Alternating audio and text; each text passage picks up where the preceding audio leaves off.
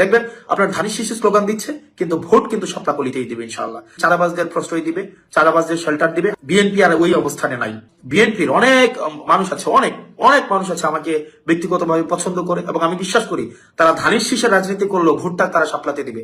একই সাথে সাথে অন্য রাজনৈতিক দলের যারা আছে তারা আমাকে এলাকার ছেলে হিসাবে, রেয়াজউদ্দিনের ছাত্র হিসাবে, আমি উপজেলার সন্তান হিসেবে, রসুলপুরের সন্তান হিসেবে, নদীর ওই পারে সন্তান হিসেবে, নদীর এই পারে আমার থাকা, আমি প্রত্যেকটা ইউনিয়নের সাথে আমার ব্যক্তিগতভাবে যে সম্পর্ক, সেই সম্পর্কের কারণে মানুষ আমাকে গ্রহণ করে নিয়েছে, ইতিমধ্যে গ্রহণ করে নিয়েছে, এবং সেটির বহিঃপ্রকাশ সেটি ঘটবে 12ই ফেব্রুয়ারি। আমি আপনাদের কাছে চাঁদা নিতে কোনোদিন, আমি গত 1.5 বছরে যাই নাই, কোনোদিন যাবো না। গত 1.5 বছরে চাঁদা কারা আপনাদের কাছে নিতে গিয়েছে আপনারা তাদেরকে দেখেছেন, এবং তাদের ভয় পেয়ে গিয়েছে, এবং ইতিমধ্যে আপনারা তাদেরকে বলতে শুনবেন যে আমরা গত 1.5 বছরে চাঁদার কারণে আমাদের ভোট কমে যাচ্ছে, কিন্তু আমরা কারো কাছে 100 টাকার জন্য যাই নাই, কিন্তু আমরা ভোট পাওয়ার জন্য আপনাদের কাছে আমরা ভিক্ষা চাইবো প্রয়োজনে। এবং কারা আমাদের সাথে আছে, সমাজে শিক্ষিত, মার্জিত, ভদ্র, যারা ইতিবাচক পরিবর্তন চায়, বিভিন্ন নানা শ্রেণী পেশার মানুষ রেমিটেন্স যুদ্ধে আমাদের পাশে আছে।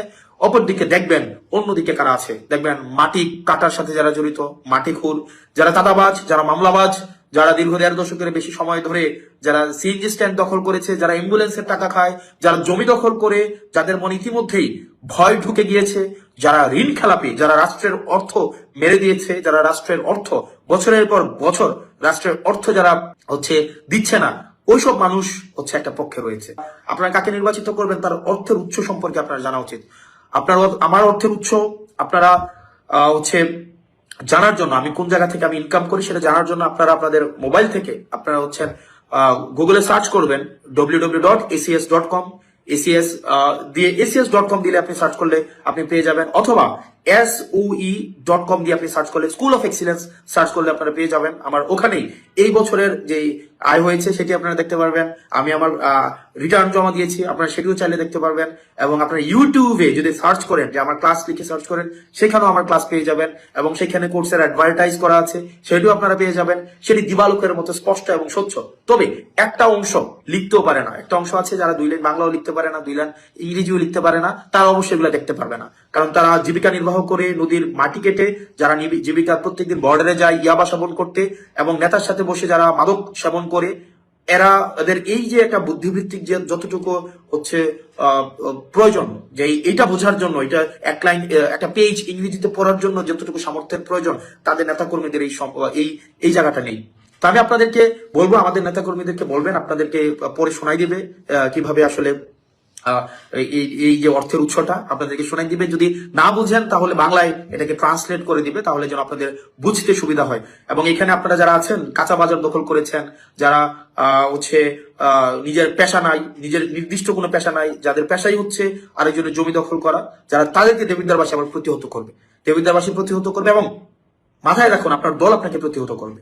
আপনি যদি মনে করে থাকেন আপনার দল আপনাকে সমর্থন দিবে, বিএনপি আর ওই অবস্থানে নাই, বিএনপি আর ওই জায়গায় নাই যে চাঁদাবাজদের প্রশ্রয় দিবে, চাঁদাবাজদের শেল্টার দিবে। আমি বিশ্বাস করি, আমি আস্থা রাখি, দেখবেন আপনার ধানের শীষে স্লোগান দিচ্ছে, কিন্তু ভোট কিন্তু শাপলাকলিতেই দিবে ইনশাআল্লাহ। তাদেরকে তো দেশের মানুষ 1971 সালেই দেখেছে। কিছু কিছু মানুষ বা কোনো কোনো গোষ্ঠী ইদানিং বলতে শুনেছি, বা বিভিন্ন জায়গায় কেউ কেউ সোশ্যাল মিডিয়ায় বলে যে অমুককে দেখলাম, তমুককে দেখলাম, তমুককে দেখলাম। এবার অমুককে দেখুন। যাদের কথা বলে অমুককে দেখুন, প্রিয় সহকর্মীবৃন্দ, তাদেরকে তো দেশের মানুষ 1971 সালেই দেখেছে। 1971 সালে তারা তাদের নিজেদের স্বার্থ রক্ষার্থে কিভাবে লক্ষ লক্ষ মানুষকে হত্যা করেছে, ঠিক যেভাবে পতিত স্বৈরাচার পালিয়ে যাবার আগে হাজারো হাজারো মানুষকে হত্যা করেছিল ক্ষমতা ধরে রাখার জন্য। এই যাদেরকে কেউ কেউ বলে যে একবার দেখুন না এদেরকে, তাদেরকে দেশের মানুষ 71 সালেই দেখেছে নিজেদের রাজনৈতিক স্বার্থ রক্ষার্থে লক্ষ লক্ষ মানুষকে শুধু হত্যাই করেনি, তাদের সহকর্মীরা কিভাবে মা বোনদের ইজ্জত পর্যন্ত লুট করেছিল। এই কথাটি আমাদেরকে মনে রাখতে হবে। প্রিয় ভাই বোনেরা, এই মুহূর্তে আমরা যদি দেখি, আমরা আগামী 2 মাস পরে একটি নির্বাচন প্রত্যাশা করছি। এই দেশটি গত 16 বছর যেই স্বৈরাচার পালিয়ে গিয়েছে, যেই স্বৈরাচারকে বাংলাদেশের জনগণ বিতাড়িত করেছে আন্দোলনের মাধ্যমে, সেই স্বৈরাচার এই দেশের প্রত্যেকটি ক্ষেত্রকে কিভাবে ধ্বংস করে দিয়ে গিয়েছে, এটি আমরা জীবনের পরতে পরতে অনুভব করতে পারি। কিভাবে দেশের অর্থনৈতিক ব্যবস্থা ভেঙে দিয়ে গিয়েছে, কিভাবে দেশের আইন শৃঙ্খলা ভেঙে দিয়ে গিয়েছে, কিভাবে দেশের শিক্ষা ব্যবস্থাকে ধ্বংস করে দিয়ে গিয়েছে, কিভাবে দেশের স্বাস্থ্য ব্যবস্থাকে ধ্বংস করে দিয়ে গেছে, কিভাবে দেশের প্রাকৃতিক অবস্থাগুলোকে, নদী নালা খাল বিল বন জঙ্গলকে ধ্বংস করে দিয়ে গিয়েছে, কিভাবে দেশের কৃষি, যেটাই বলি না কেন সব কিছুকে যেভাবে ধ্বংস করে দিয়ে গিয়েছে, এর ভুক্তভোগী কিন্তু এই দেশের মানুষ। এখন একটি রাজনৈতিক দল হিসাবে এবং এই মুহূর্ত পর্যন্ত আত্মবিশ্বাসের সঙ্গে আমরা বলতে পারি বাংলাদেশের জনপ্রিয় রাজনৈতিক দল হিসাবে বিএনপির দায়িত্ব হচ্ছে দেশকে সঠিকভাবে পরিচালনা করা। দেশের মানুষ যখন বিএনপিকে দেশের দায়িত্ব পরিচালনার দায়িত্ব দেবে, প্রিয় ভাই বোনেরা, যেদিন স্বৈরাচার পালিয়ে যায় আমাকে মহাসচিব সাহেব তখন ফোন করলেন, ফোন করে বললেন যে জাতীয় সরকার গঠিত করলে ভালো হয় কিনা, অথবা আমরা জাতীয় সরকারে যাব কিনা। তখন বিভিন্ন রকম একটা হেফাজত কন্ডিশন। আমি তখন বলেছিলাম যে আমরা জনগণের রায় মাথা পেতে নেব, আমরা জনগণের কাছে যাব, আমরা জনগণ যে সিদ্ধান্ত দিবে তাই আমরা মাথা পেতে নেব। কাজেই আমি সেই মুহূর্তে মনে করেছিলাম যে জাতীয় সরকারে আমরা যাব না, আমাদের লক্ষ্য আমাদের উদ্দেশ্য সব কিছু নিয়ে আমরা জনগণের সামনে দাঁড়াবো। আমরা স্লোগানে বলি যে জনগণই আমাদের সকল ক্ষমতার, রাজনৈতিক ক্ষমতার উৎস। কাজে জনগণই যদি আমাদের রাজনৈতিক ক্ষমতার উৎস হয়ে থাকে, তাহলে কেন আমরা জনগণের সামনে গিয়ে দাঁড়াবো না? আমাদের লক্ষ্য বলবো দেশকে নিয়ে, জনগণকে নিয়ে, আমাদের উদ্দেশ্য বলবো দেশকে নিয়ে, জনগণকে নিয়ে, এবং জনগণ যে সিদ্ধান্ত দেবে আমরা মাথা পেতে সেই সিদ্ধান্ত নিব। প্রিয় ভাই বোনেরা, তোমাদের নিশ্চয়ই মনে আছে আজকে থেকে প্রায় 3 বছর আগে বাংলাদেশে তখনও স্বৈরাচার বিপুল দাপটে এই দেশকে, দেশের মানুষের বাক স্বাধীনতার গলা টিপে রেখেছে, দেশের মানুষের রাজনৈতিক অধিকারের গলা টিপে রেখেছে। কিন্তু সেই রক্তচক্ষুকে উপেক্ষা করে আমরা দেশের মানুষের সামনে সংস্কার প্রস্তাব দিয়েছিলাম, যেটি 31 দফা হিসাবে পরিচিত সকলের কাছে, তাই নয়? মনে আছে নিশ্চয়ই তোমাদের। এই 31 দফার মধ্যে তোমরা এই 31 দফা মানুষের কাছে নিয়ে গিয়েছ। আজকে আমরা 31 দফার ভেতর থেকে বিভিন্ন শ্রেণীর মানুষের কিভাবে আমরা ভাগ্যের পরিবর্তন ঘটাতে পারি সংক্ষেপে তোমাদের সামনে আজকে 8টি সাবজেক্ট উপস্থাপন করা হয়েছে। এর মধ্যে আছে, এখানে এক বোন বলেছে আহ, সে ক্ষুদ্র জনগোষ্ঠীর প্রতিনিধিত্ব হিসেবে বলেছে, তার প্রশ্নটি অন্যরকম ছিল। অন্য অন্য অনেকেই বলেছে, শিক্ষা নিয়ে বলেছে, অনেক কিছু নিয়ে বলেছে। দেখো, বাংলাদেশ যখন 1971 সালে স্বাধীন হয়, সেই স্বাধীনতা যুদ্ধে লক্ষ লক্ষ মানুষ যুদ্ধ করেছে, লক্ষ লক্ষ মানুষ প্রাণ দিয়েছে যুদ্ধে। অর্থাৎ দেশটি স্বাধীন করার জন্য কিন্তু লক্ষ লক্ষ মানুষকে এক কাতারে এসে দাঁড়াতে হয়েছে। আজকে আমরা দেশ গড়ার পরিকল্পনা, এই কাজটি যদি আমাদেরকে সফল করতে হয়, সারাদিন যে সকল বিষয় নিয়ে তোমরা আলোচনা করলে, এই কাজগুলোকে নিয়ে যদি আমাদের সফল করতে হয়, অর্থাৎ দেশকে যদি সামনে নিয়ে যেতে হয়, মানুষকে যদি তার অবস্থান পরিবর্তন করে ভালো অবস্থানে নিতে হয়, তাহলে আমাদের সকলকে কাঁধে কাঁধ মিলিয়ে কাজ করতে হবে। আমি গত 5ই আগস্টের পর থেকে আমি গত প্রায় 1 বছরের বেশি সময় ধরে বলে আসছি যে আমাদের সামনের সময়গুলো কিন্তু খুব ভালো নয়। সামনে অনেক কঠিন সময়ে অপেক্ষা করছে আমাদের জন্য। বিভিন্নভাবে বিভিন্ন রকম ষড়যন্ত্র বিভিন্ন জায়গায় হচ্ছে। এই ষড়যন্ত্র রুখে দিতে পারে এই দেশের জনগণ, এবং এই ষড়যন্ত্র জনগণকে নিয়ে সাথে রুখে দিতে পারে বিএনপি, বাংলাদেশ জাতীয়তাবাদী দল। এই ষড়যন্ত্র এই ষড়যন্ত্র রুখে দেবার একমাত্র উপায় হচ্ছে গণতন্ত্র, গণতন্ত্র এবং গণতন্ত্র। আমরা যদি গণতন্ত্রকে প্রতিষ্ঠিত করতে পারি, যে কোনো মূল্যে জনগণের মতামতকে প্রতিষ্ঠিত করতে পারি, তাহলে অবশ্যই অনেক ষড়যন্ত্রকে আমরা রুখে দিতে পারবো। কিন্তু ষড়যন্ত্রকে রুখে দিতে পারলেও তারপরেও কিন্তু সামনে অনেক কঠিন সময়। একটু আগেই আমি বলেছি, এবং তোমরা নিজেরাও জানো, তোমরা আজকে ছাত্র দলের প্রতিনিধি হিসাবে এখানে প্রত্যেকে উপস্থিত আছো, ছাত্র হিসাবে তোমাদের নিজেদের ধারণা আছে, প্রত্যেকটি ক্ষেত্রে একটি অরাজকতা বিরাজ করছে।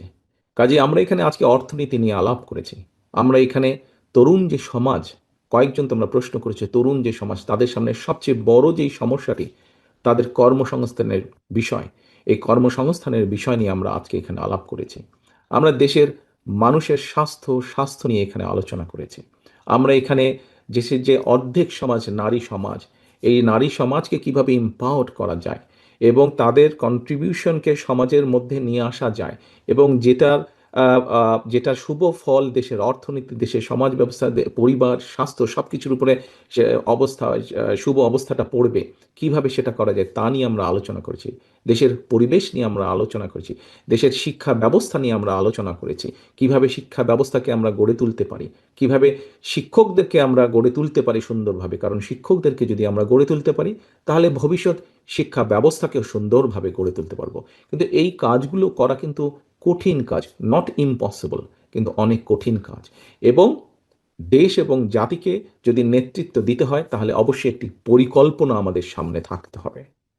প্রিয় ভাই বোনেরা, তোমরা আজকে যখন এই হলে এসে বসেছো, তোমাদের আলোচনা শুরু হয়েছে, তোমরা যে আলোচনা শুরু হবার সময় তোমাদেরকে প্রত্যেকে একটা করে ফোল্ডার দেওয়া হয়েছে এবং কিছুক্ষণ পরে, খুব সম্ভবত লাঞ্চের পরে, তোমাদের সকলকে আলাদা আবার হাতে হাতে একটা লিফলেট দেওয়া হয়েছে না তোমাদের? সেই লিফলেটের মধ্যে কি আছে? সেই লিফলেটের মধ্যে কি আছে আমি বলছি। আলাদা একটি লিফলেট তোমাদেরকে দেওয়া হয়েছে। এখানে সোহেল, আজকে যে অনুষ্ঠান পরিচালনা করছে আমাদের জয়েন্ট সেক্রেটারি সোহেল, তার বক্তব্যে সোহেল কিন্তু একটি গুরুত্বপূর্ণ কথা বলেছে। আমি ব্যক্তিগতভাবে বিশ্বাস করি একটি বিষয়, আমরা যতগুলো পরিকল্পনা নিয়েছি, এই পরিকল্পনাগুলোকে সফল করতে হলে যেরকম আমাদের যোগ্য ব্যক্তিদেরকে বিভিন্ন জায়গায় দায়িত্ব দিতে হবে, কিন্তু তার থেকেও দুইটি বড় ইম্পর্টেন্ট বিষয় আছে, যেই দুইটি বিষয়কে যে কোনো মূল্যে আমাদেরকে অ্যাড্রেস করতে হবে। এবং এই দুইটি বিষয়কে যদি আমরা অ্যাড্রেস করতে না পারি, আমাদের পুরো জাতি এবং দেশ সংকটের মধ্যে পড়বে। কি দুটি বিষয়? এক, দুর্নীতি, যে কোনো মূল্যে এই দুর্নীতির লাগাম টেনে ধরতে হবে। দুই, আইন শৃঙ্খলা পরিস্থিতি, যে কোনো মূল্যে আইন শৃঙ্খলা পরিস্থিতির লাগাম টেনে ধরতে হবে। যদি আমরা দুর্নীতি এবং আইন শৃঙ্খলা যদি আমরা দুর্নীতি এবং আইন শৃঙ্খলার লাগাম টেনে ধরতে না পারি, তাহলে আমরা যে পরিকল্পনাগুলি গ্রহণ করেছি মানুষের স্বাস্থ্য নিয়ে, দেশের ভবিষ্যৎ সন্তানদের শিক্ষা ব্যবস্থা নিয়ে, নারী সমাজকে এম্পাওয়ার করার জন্য, দেশের কৃষি ব্যবস্থা, প্রত্যেকটি পরিকল্পনা আমাদের বাধাগ্রস্ত হবে, স্লো হয়ে যাবে আমাদের। সেজন্যই আমাদের সরকার গঠনের সুযোগ পাওয়ার সাথে সাথে সর্বপ্রথমে আমাদেরকে নজর দিতে হবে, সর্বপ্রথমে আমাদেরকে ব্যবস্থা করতে হবে দুর্নীতির লাগাম কিভাবে আমরা টেনে ধরব। প্রিয় ভাই বোনেরা, তোমাদের হাতে যে লিফলেটটা দেওয়া হয়েছে, এই লিফলেটের মধ্যে একদম তথ্য দিয়ে উপস্থাপন করা হয়েছে যে বিএনপি 2001 সাল থেকে 2006 সাল পর্যন্ত যখন দেশ পরিচালনার দায়িত্বে ছিল, তার আগে এই যেই স্বৈরাচারকে বিদায় করা হয়েছিল, সেই স্বৈরাচার যখন দেশ ক্ষমতায় ছিল, সেই সময় কিভাবে তারা দুর্নীতিতে ছেয়ে ফেলেছিল দেশকে, এবং 2001 সালে দায়িত্ব পাবার পরে কিভাবে খালেদা জিয়ার সরকার ধীরে ধীরে ধীরে ধীরে দুর্নীতির অবস্থার উন্নতি ঘটিয়েছিল, দুর্নীতি থেকে ধীরে ধীরে কিভাবে দেশকে বের করে নিয়েছিল। একটি আন্তর্জাতিক সংস্থার যে অ্যানালাইসিস, সেই অ্যানালাইসিস একদম পুরা সুন্দরভাবে তোমাদের সামনে তুলে ধরা হয়েছে সেই লিফলেটটার মধ্যে। কাজেই আমরা দৃঢ়ভাবে, অত্যন্ত আত্মবিশ্বাসের সঙ্গে বলতে পারি, এই বাংলাদেশে যদি দুর্নীতির লাগাম টেনে ধরতে পারে, তাহলে একমাত্র বাংলাদেশ জাতীয়তাবাদী দলই পক্ষেই সেটা সম্ভব। সেইটি করা সম্ভব একমাত্র, কারণ আমরা অতীতে করেছি, আমরা ইনশাল্লাহ ভবিষ্যতে দেশের মানুষ ভবিষ্যতে ইনশাল্লাহ আমরা সেই কাজটি করিয়ে দেখাতে পারবো। প্রিয় সহকর্মীবৃন্দ, কেউ কেউ বলে থাকে স্বৈরাচার যেভাবে বিএনপি সম্পর্কে, এই যে স্বৈরাচার, পলাতক যে স্বৈরাচার, তারা বিএনপির সম্পর্কে যেসব মিথ্যা প্রপাগান্ডা ছড়াতো, আমরা ইদানিং লক্ষ্য করছি কিছু কিছু ব্যক্তি বা দল ঠিক একই সুরে গান গাইছে বা একই সুরে কতগুলো কথা বলার চেষ্টা করছে। এখন প্রশ্ন হচ্ছে, তাদেরও তো দুইজন ব্যক্তি আমাদের সাথে সেই সময় সরকারে ছিল। এই দুজন ব্যক্তি পৃথিবীতে আর নেই। দুজনই সিনিয়র মানুষ, দুজনেই সিনিয়র রাজনীতিবিদ ছিলেন। তারা তারা গত হয়েছেন। কাজেই যে মানুষ নেই তাদের সম্পর্কে অবশ্যই খারাপ কথা বলা উচিত নয়। তাদের প্রতি পরিপূর্ণ সম্মান রেখেই বলতে চাই, সেই দুইজন ব্যক্তির বিএনপি সরকারে শেষ দিন পর্যন্ত থাকা প্রমাণ করে দেয় দুটো জিনিস প্রমাণ করে যৌক্তিকভাবে। এক, তারা অবশ্যই পূর্ণ কনফিডেন্স ছিল খালেদা জিয়ার উপরে যে খালেদা জিয়া দুর্নীতির বিরুদ্ধে যুদ্ধ করছে, সেজন্যই তারা শেষ দিন পর্যন্ত ছিল। সেজন্যই তারা শেষ দিন পর্যন্ত ছিল।